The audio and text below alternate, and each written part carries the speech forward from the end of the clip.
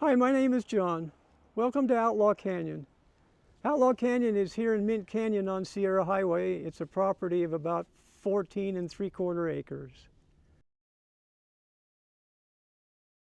Hey, John. I Hi. just I just wanted to tell you thank you for having us all here today. And I was so excited when I first met you and you toured me around this beautiful, amazing property. And you have so many stories to tell. And so I think we should share that with the people who may be coming here to look at the property and the history that you've learned since you've been here and your enthusiasm. So I think you have to really come here and feel this property. And so I wanted to thank you for sharing whatever it is that you're about to share with us and your stories. Thank you for your nice words. You're welcome. I found this place because I was looking for a building of a particular size so that I could put my stuff in it. I wanted something that was out in the country and needed to get out of Van Nuys. I was given a list of properties to look at, and as I rode by here on my motorcycle that day, it had a couple of things that were a plus for me, one of which is the size of the building. Yes. One of which is it's on the highway. You know, you didn't have to drive a dirt road to find me. And then as I began to learn about the history of the place, the whole idea of the place just kind of tickles me. It is. So- It's very interesting. It is very interesting. So over a period of time, I spoke to people who were involved with the historical society, the local historical society, and so there was information to be derived from that, and just some of the stuff that has unearthed itself, or stuff that I had to figure out how to get rid of. Like it is right now, the highway is, you know, just a little light ways away, but it's pretty calm and quiet. And that's what's nice about this canyon that goes up behind us. Right. Once you get around the corner here, you don't even hear the highway. So that's also been an attraction. One of the things about the stories is that Callahan, Robert Callahan, the man that built the place, was he was a real character, evidently. He was an actor in the silent movie era, silent westerns, and that's where he, I guess part of his interest or desire was from. And he became a fan of a particular book that was written in the previous turn of the century called Ramona. Ramona, I guess, still exists today as a play in Hammett. Ramona, did I say that Ramona was the Star Wars of its time? In No. that era, it was literally its Star Wars of its time. And so the interest that came from that book started people to begin to travel. Henry Ford had built them a Model T, so they now had an automobile to drive around in, and they could go to these places. And as it turns out, the woman that was the author of Ramona, I don't remember her last name right now, wrote a good bit of this book at Rancho Camulos on Highway 126, just this side of Piru. And so people wanted to see where Ramona was from, where she lived. These people didn't realize it's a novel. It's fiction. She Just didn't a live story. anywhere. So, but this whole movement of tourism, and like I said, with Ford, you could now go places. The people that came to see Rancho Camulos, where she had written this book, and supposedly that Ramona had grown up there, actually had to add on to the railroad. They had to put a spur into into the area there so they could offload the tourists that were Oh coming my goodness. to see that place. And so Mr. Callahan became very interested in that and had collected items and Western what we now call memorabilia or Western flavor or decorations and he he then built what we would now call a motel in West LA.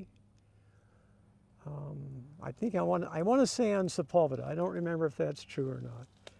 And he built a theater that was decorated with all these Western items, and they put on shows there, Oh, wow. and it was a place that you could, go on vacation, drive to. Destination. There you go. It was, he was the first destination theme park, maybe.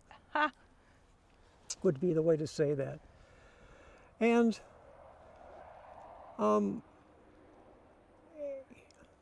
and that was successful until the Santa Monica Freeway had to be built, and they took his property under the right of eminent domain, and he had to find a place to move his stuff to, and that's how he ended up out here. I don't know the particulars of how he ended up out here.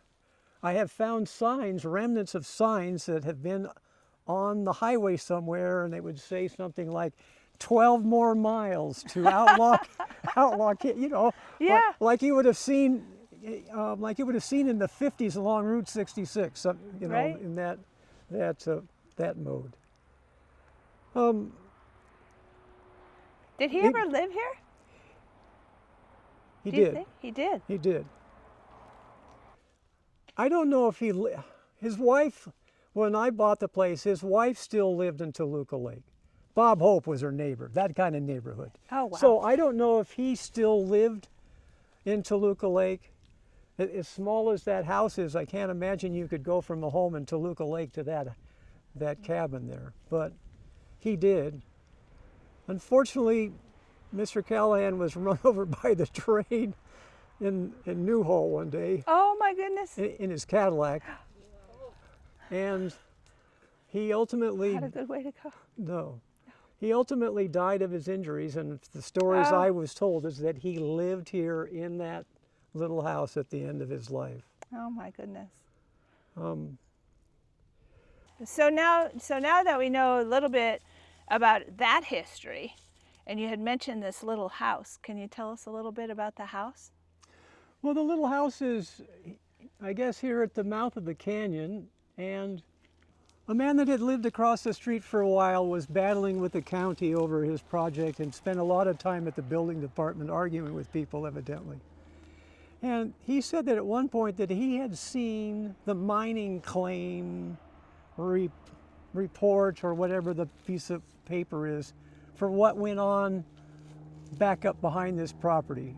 And if you hike back up in this canyon a ways, you can see where the vegetation has been stripped off of the side of the Oh, wow. of the hill, and I perceive whatever was going on there was going on at that area. And I'm not quite sure how they got back there. There's this road that goes along the rim of this little canyon, and it goes back up to what I think at one time was an intersection back there. Oh. But you can see where there was been a reasonable landslide that had slid down and essentially took Took out that the part road. took the road away.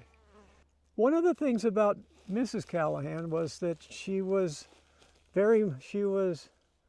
well on in her years, and one of the roadblocks in the negotiation at one point was that she wanted to retain the mineral rights for this property. She'd sell me the property, but she wanted the mineral rights. That made me think that maybe the mineral rights are worth something. Yeah. And so ultimately, I ended up with the mineral rights, and I have to say that I walk around here with my head down quite a bit because looking at the rocks. And there is white quartz here, and I'm from having watched gold mining shows. The gold shows up around white quartz. And there's so much interesting. mica here that a lot of the rocks literally glow or are speckled. And there are rocks that I have thought that I had found gold, but I think have turned out to be mica instead. But so one of the things I have enjoyed about this is up the canyon a ways, there's a spot where the canyon walls widen out, and that was a place that I wanted to, at some point, build a little retreat, you know, with a table and chairs, someplace to get away from Everything? everything. So the reason I got distracted there, the reason I talked about that is that I think that house was left over from that mining era. Maybe the 20s, 1920s? I think it's from the 20s, based upon the materials and the style, and that it was so crude that there was a pipe that runs up to, or a spring comes out of the side of the mountain and runs across to a stone container. Maybe it's called a cistern. It's a cistern. Yes. And then the pipe runs down, and you can see where it went down to the house. So I perceived that it was probably pre-power. It was pre-electricity, and so just gravity fed. Yeah. Interesting.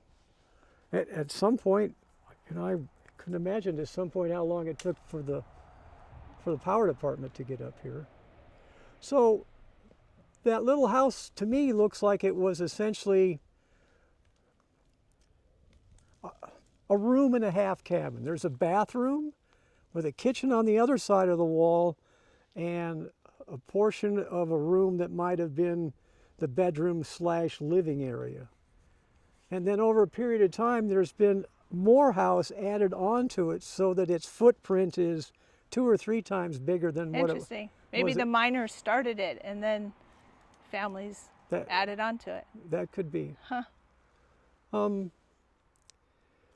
So I think that's the oldest building on the property, and then when Callahan came along and found the place, there was evidently another small house, and he put the kivas.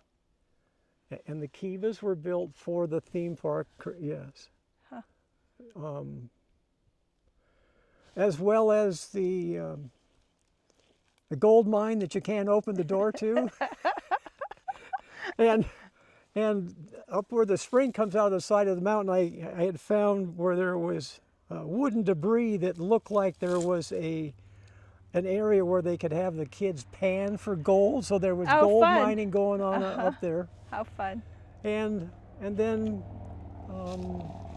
a number of places have a placard on it with numbers on them, and there was a hiking map, I guess, with the areas identified by number that you could then visit as you hiked around. Interesting. There's a pole right here sticking up out of the dirt. There was 20 or 30 of those poles along the hillside in multiple places. And then for some other reason, there was multiple poles sticking out of this, out of the dirt on this side. I was told that those poles held up mannequins, and the mannequins were dressed in either cavalry uniforms or indigenous people uniforms. Oh my goodness. And so there was a mock battle that was going on over the face of at the front of the canyon. Of the canyon. And so I found some of that kind of interesting. And every now and then something comes up out of the ground, or you'll move Oh my something goodness. and find it. We hear there's an outlaw buried here. Well, I guess there is. This place had a couple of names or descriptions. It was known as Callahan's Old West, or Indian Frontier Village, or maybe in general Outlaw Canyon. And so this area here, I perceive, would have been known as Outlaw Canyon. And I have to tell you the truth, I couldn't pass up not owning a place called Outlaw Canyon. So there's a place around on the corner that around the mouth of the canyon where you can see that there's a white picket fence, about halfway up the hill. And the story that I was told is that the lore of that picket fence and the outlaws in this location were in that Vasquez, the bandit. He was in some places I hear him referred to as a road agent or a road bandit. They held up people on the highway. Oh.